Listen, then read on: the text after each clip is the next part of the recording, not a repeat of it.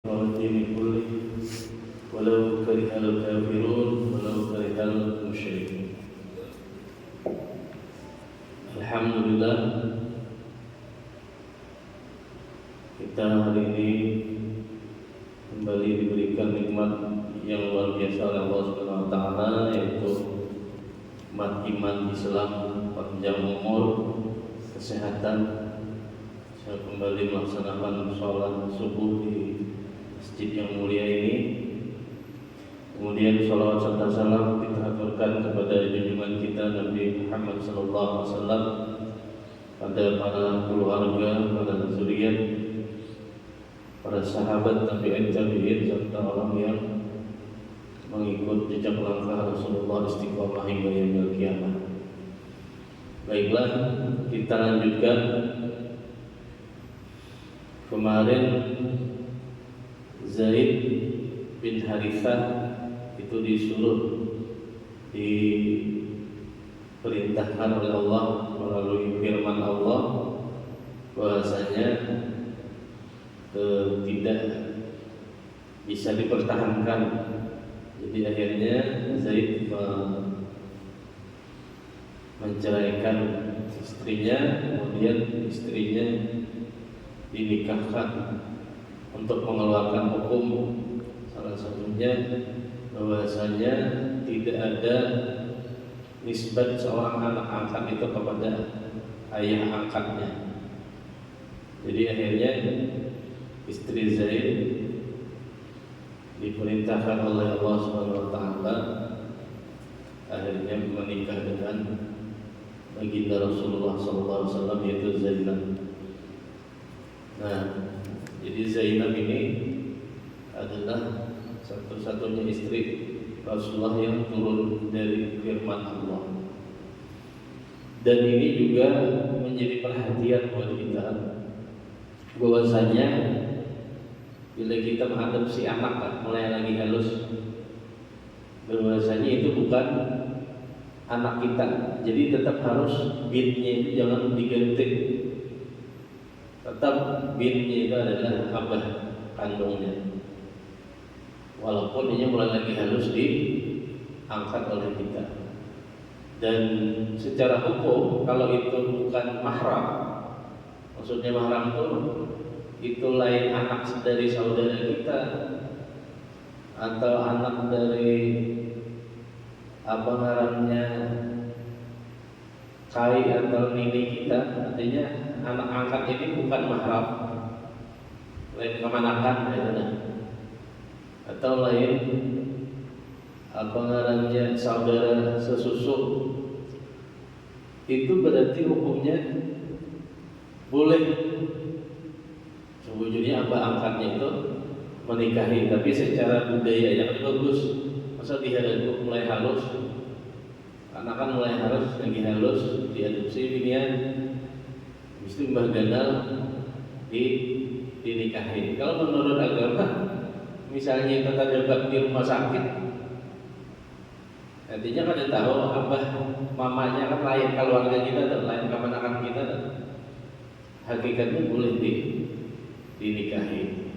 Tapi menurut di dalam info online ini, mungkin secara adat kebudayaan yang bagus kan.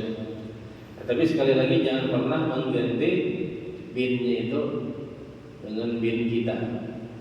Tetap dia adalah hakikatnya anak angkat. Sebagaimana Allah berfirman, Muhammad itu bukanlah ayah seorang laki-laki di antara kamu, tetapi ia adalah Rasulullah dan penghabisan para nabi.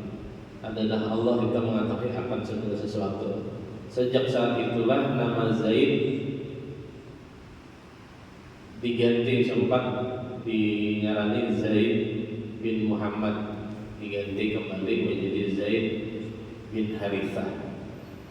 Nah, itu adalah sebuah penegasan. Kemudian di tahun kelima Hijriah ini juga turunnya ayat tentang hijab. Nah, jadi tentang disuruh berjilbab. Nah, yang pertama memang sejak Rasulullah diangkat menjadi nabi dan pada saat sebelum Rasulullah menjadi rasul pun Ummul Mukminin Siti Khadijah itu sudah memakai pakaian panjang hijab dan bercadar. Jadi bahasanya itu sudah dibiasakan oleh Ummul Mukminin. Nah, tapi perintah hijab ini, berjilbab ini itu apa namanya turun untuk kaum muslimin keseluruhan itu pada saat tahun ke-5 Hijriah. Dan ada banyak dalil tentang kewajiban berhijab ini. Kalau masih ada ulama yang mengatakan berjilbab itu ada wajibnya.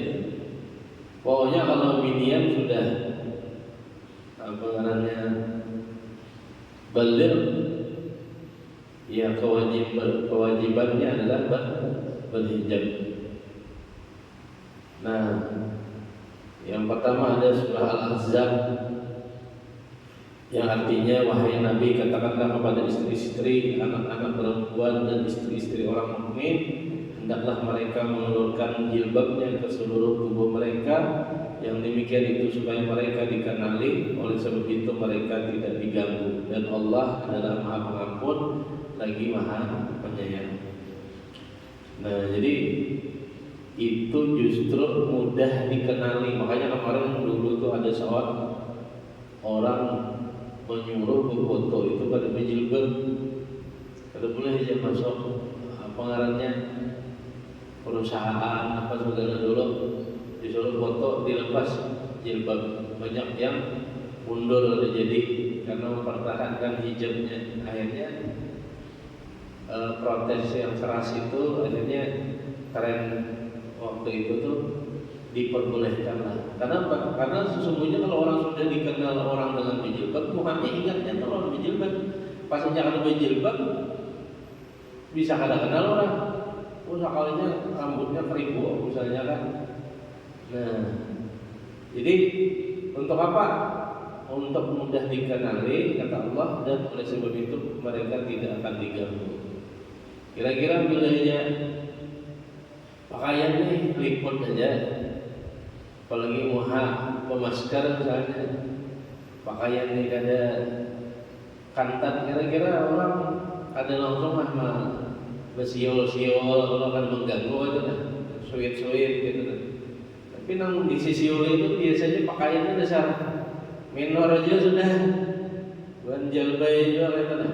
Alhamdulillah. Jadi makanya anak-anak cucu kita itu dilatih mulai lagi halus sudah berjilbab, dipaksanya. Karena apa? Karena memang biasa awalnya panas Pak. Nah, tapi kalau itu tahu karena perintah kewajiban dari Allah, sehingga dia akan terbiasa. Kemudian surah Al-A'raf, hai anak Adam, sungguhnya kami telah menurunkan kepadamu pakaian untuk menutup auratmu dan pakaian indah untuk indahnya perhiasan, dan pakaian takwa itulah yang paling baik. Kemudian surah An-Nur, hendaklah mereka menahan pandangannya dan kemaluannya, dan janganlah mereka menampakkan perhiasannya. Nah, ini kepada kecuali yang biasa nampak daripadanya. Dan hendaklah mereka menutupkan kain kudung ke dadanya, dan janganlah menampakkan perhiasannya kecuali kepada satu. Nah, ini yang termasuk mahram lah, suami mereka. Bukan mahram nih, maksudnya orang yang boleh melihat muha, rambut, dan ibaratnya itu tentang hal-hal yang kadang memicu hasrat lah. Jadi kada awal juga di hadapan anak baku tangan aja, maaf ampun deh, ada boleh juga kada. Nah, jadi yang dibolehkan di sini yang kita lihat rambut, mungkin misalnya bersalawat, yang penting ke baju jangan kantat juga. Kalau jangan sanak datang atau baju kantat jangan juga. Maksudnya orang baju yang ingat paha di atas paha jangan juga. Yang pertama yang diperbolehkan ya tentunya suami kita tuh ya otomatis yang boleh melihat seluruh panang kita cuma lawan laki kita aja kan. Ayah ini pun kada boleh lagi. Ibaratnya itu selain yang dibatasi. Jadi makanya apa namanya itu kekanakan itu sudah mulai kan umur 8-9 tahun aja gitu bedang sanak sudah disuruh pisah. Misalnya anak lakian binian kada boleh saranjang lagi atau tak kumpul. Kenapa? Karena ini rawan, apalagi wahini nauzubillah kuitan gandung gitu, karena banyak benar yang kemasukan setan. Kemasukan setan, apalagi kuitan tirik, apalagi kuitan yang bahasanya itu apalagi kan ipar dan lain-lain. Jadi ini harus kita jaga. Kemudian ayah dari suami mereka, jadi bintu hak, kada masalah melihat rambut kita. Batasannya rambut lah. Kemudian putra-putra mereka, putra-putra suami mereka. Nah, jadi misalnya kita berisi apa ngarannya menang binian nih, berisi laki, udah berisi anak. Nah, jadi kada masalah anaknya itu melihat rambut kita, saudara-saudara laki-laki mereka. Jadi dalam sanak kita, putra-putra saudara laki mereka akan dari dalam sanak kita lalakian. Kemudian putra-putra dari saudara perempuan mereka atau anak-anak dari dalam sanak kita nabi binian, atau wanita-wanita Islam atau budak-budak yang mereka miliki. Nah, ada lagi budak. Tapi dalam artian di sini kita berisi pembantu, tapi pelayan-pelayan laki yang tidak mempunyai keinginan hasrat terhadap wanita. Maksudnya tuh boleh jadinya kai-kai sudah. Makanya mencari pembantu tuh kalau di rumah jangan anu-anu. Nah, cari bahasanya itu nang ibaratnya tuh nang Tuhan ini kai-kai mau nang pembantu nang anu-anu bisa apa ngarannya abahnya bisa pulang juga kan. Nah, kemudian atau anak-anak yang belum mengerti tentang aurat wanita. Jadi misalnya bisi kekanakan di rumah yang dari keluarga ada masalah kita terhadap. Nah, selain itu bahwasanya kita disuruh menutup aurat. Jadi binian keluar rumah wajib hukumnya pakai jilbab. Jilbab itu adalah kecuali muka dan telapak tangan. Nah, jadi padahal kita kadang berisi kekanakan nih kan tulak sekolah bersepeda motor atau bersepeda kaosnya itu handap-handap pas bersepeda kadang bisa tertarik. Jadi bujurnya itu sepatu berjilbab tapi sampai ke paha kelihatan. Nah, itu aurat jualannya. Nah, itulah dalil dari Allah untuk apa? Untuk menjaga kehormatan perempuan. Dan janganlah mereka memukulkan kakinya agar diketahui perhiasan yang mereka sembunyikan. Jadi bibirnya ini ada kebiasaan begelang di betis. Nah, menurut kita sih baik usaha digegelangi betis anak, atau kita misalnya bisi bini begelang di betis. Tapi kalau di hadapan laki hendak begelang di mana kah? Boleh aja. Tapi pun tulak keluar, gelang di betis itu jadi jadi perhatian buat orang. Nah, jadi kada usah begelang-gelang di betis itu karena kayak orang adat jahiliyah. Dan bertaubatlah kamu sekalian kepada Allah, hai orang-orang yang beriman, supaya kamu beruntung. Ini adalah perintah Rasulullah di tahun ke-5 Hijriah. Jadi mudah-mudahan kita bisa menjaga keluarga kita untuk menutup aurat mereka. Kenapa? Apalagi kita abah-abah ini, bapak-bapak ini, kewajibannya itu sampai anak perempuan itu nikah baru lepas bahasanya. Jadi kalau ada dosa anak perempuan kita, misalnya ini akan berjilbab berpacaran kelebihan berpacaran misalnya sampai hal-hal yang kada-kada, maka kita sebagai orang tua laki-laki ini memiliki tanggung jawab. Pokoknya setelah diambil oleh suaminya baru lepaslah tanggung jawab, dalam artian dosanya itu ada lagi kita tanggung. Makanya ini berat menjadi lelakian. Karena apa? Satu, dituntut harus tahu hukum, yang kedua harus menjadi pemimpin rumah tangga. Jadi bini misalnya kada jilbab kesana kemari, nauzubillah, itu lakinya tahu empat juga kan. Nah, jadi juga pikir-pikir aja bila anak ngambil apa ngarannya Minanto, kita bisa anak lalakian Minanto nang bibinian ini, kau kada dipadahi supaya dijilbab, amun kada bisa sampai tak cucu, bisa kita kada kau menjaga akan itu. Jadi nang diperhatikan benar, kita mengambil pasangan ini adalah agamanya dulu, jalan Rasulullah. Jangan bicara harta dan masalah dunianya, nasabnya dan lain-lain. Ini adalah pengingat buat ulun juga dan buat kita sahabataan supaya bisa dalam artian memakai dalil hukum yang disampaikan Rasulullah di dalam tahun kelima Hijriah. Rasulullah diberikan perintah untuk kepada muslimah memakai hijab. Kemudian kita lanjutkan di tahun ke-6 Hijriah. Tahun kelima Hijriah ini pun mulai diwajibkannya berhaji bagi yang mampu. Jadi di tahun kelima ini pun diperintahkan mulai berhaji. Nah, sehingga saat itu Rasulullah memutuskan untuk berniat bersama para sahabat untuk mengunjungi Baitullah. Nah, untuk apa? Untuk melaksanakan umrah.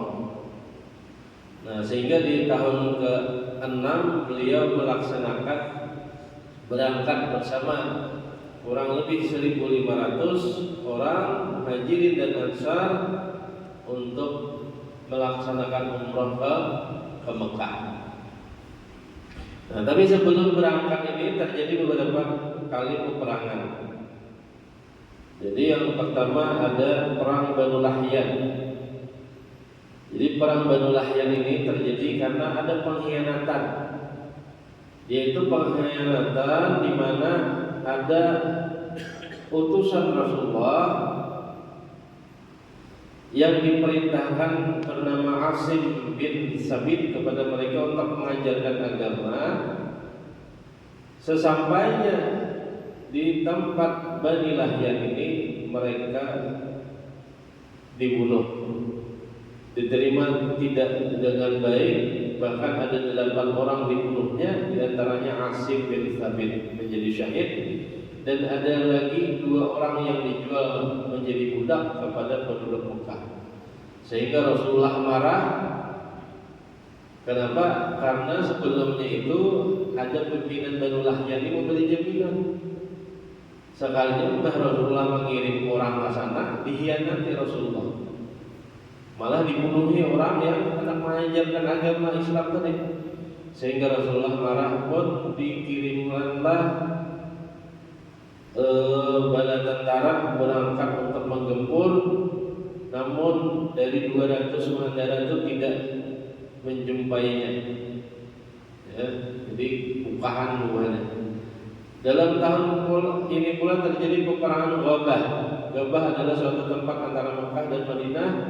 Rasulullah berangkat dengan 500 orang laki-laki untuk memerangi orang-orang Arab yang telah menyerbu dan merampas unta-unta dari kaum Madinah.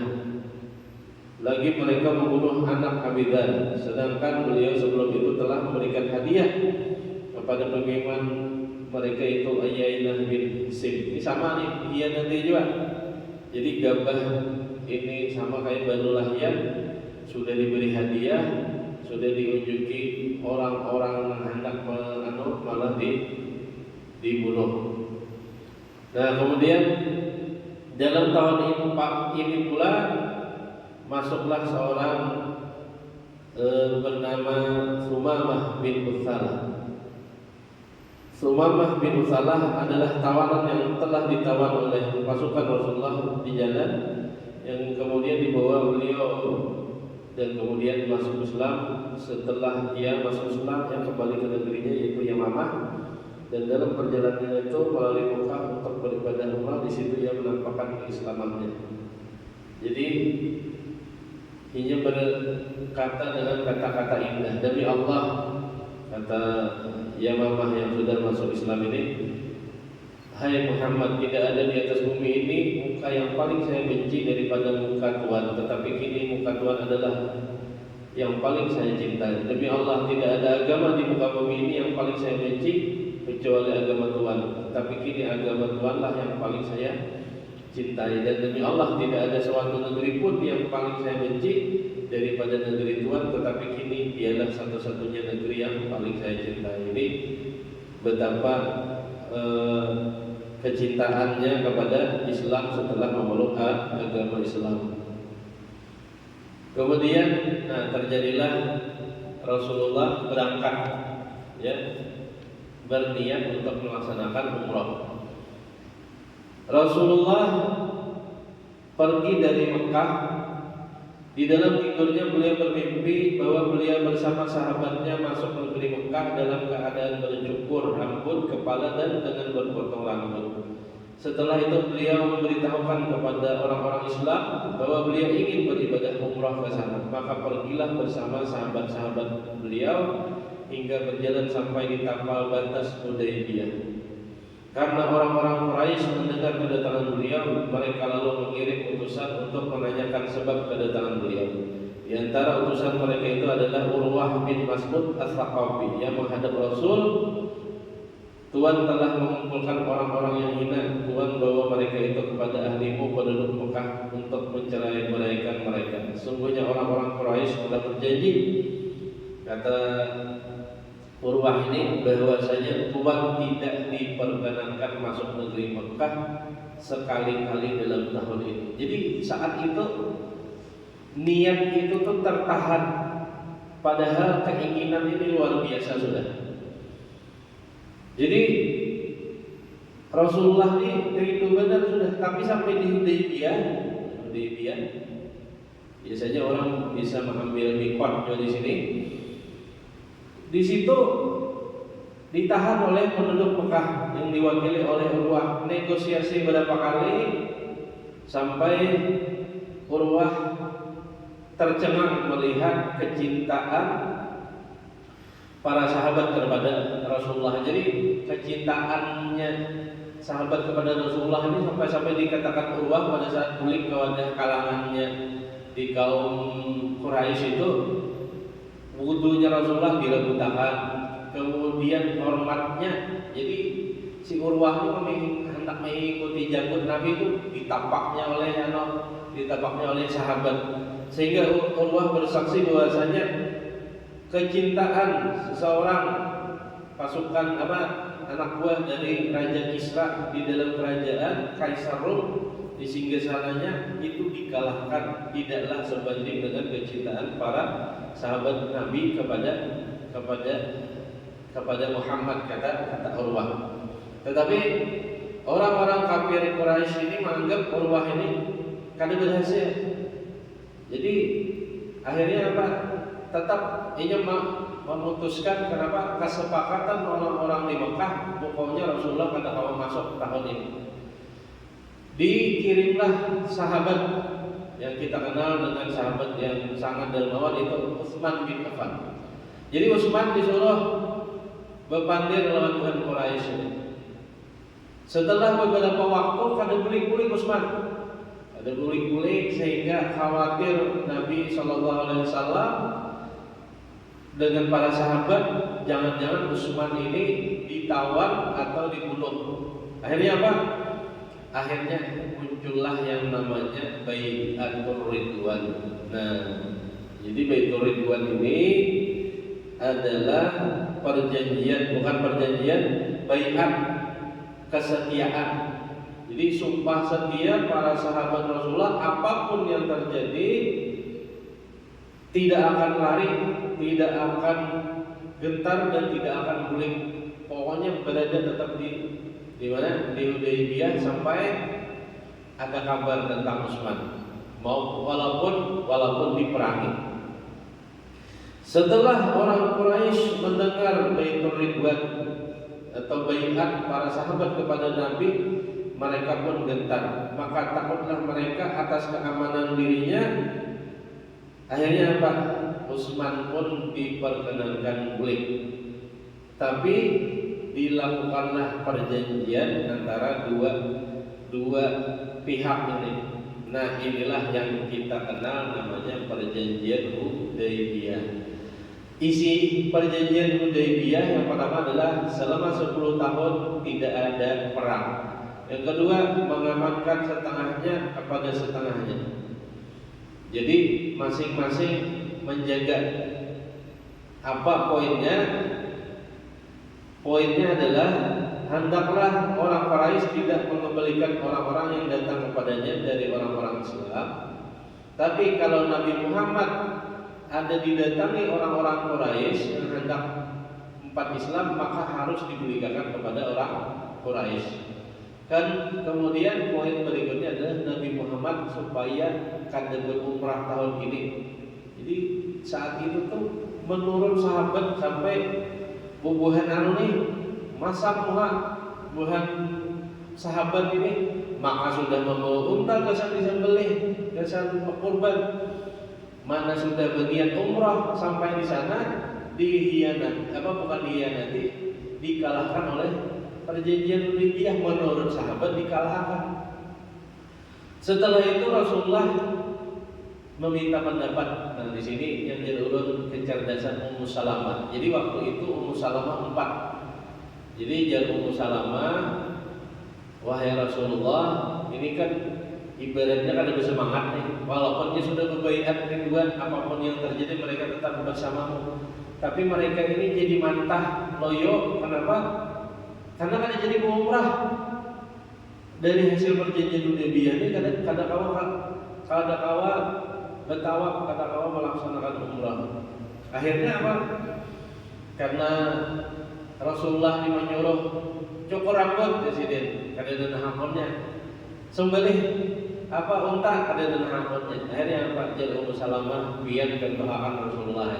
Ada sahabat pandir lagi, pian potong rambut pian potong unta itu, insya Allah para sahabat mengikutinya. Akhirnya dilakukanlah dan akhirnya sahabat sadar bahwasanya perintah Rasulullah di saat itu bubuhannya sempat galau, bahwasanya apa yang dilakukan Rasulullah mencontohkan ini, bahwasanya ini adalah sesuatu yang benar adanya. Kenapa? Karena di dalam hal tersebut ada hikmah yang dimana pada saat mereka kadakawa sampai tertahan di Hudaybiyah itu ada beberapa poin yang menyebabkan sebenarnya Rasulullah akhirnya menaklukkan kota Makkah, sehingga pada saat balik dari Hudaybiyah sampai di Madinah turunlah surah Al-Fath, Inna fatahna laka fathan mubina.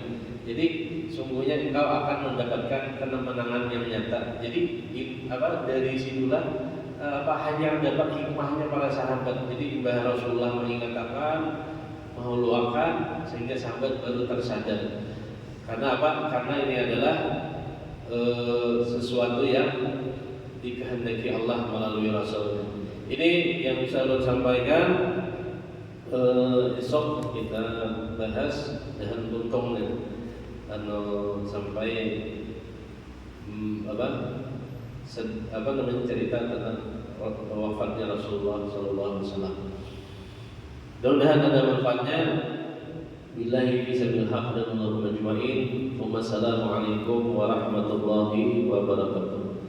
Innallaha malaikatahu yusholluna 'alan nabi ya ayyuhalladzina amanu shallu 'alaihi wa sallimu taslima. Allahumma shalli ala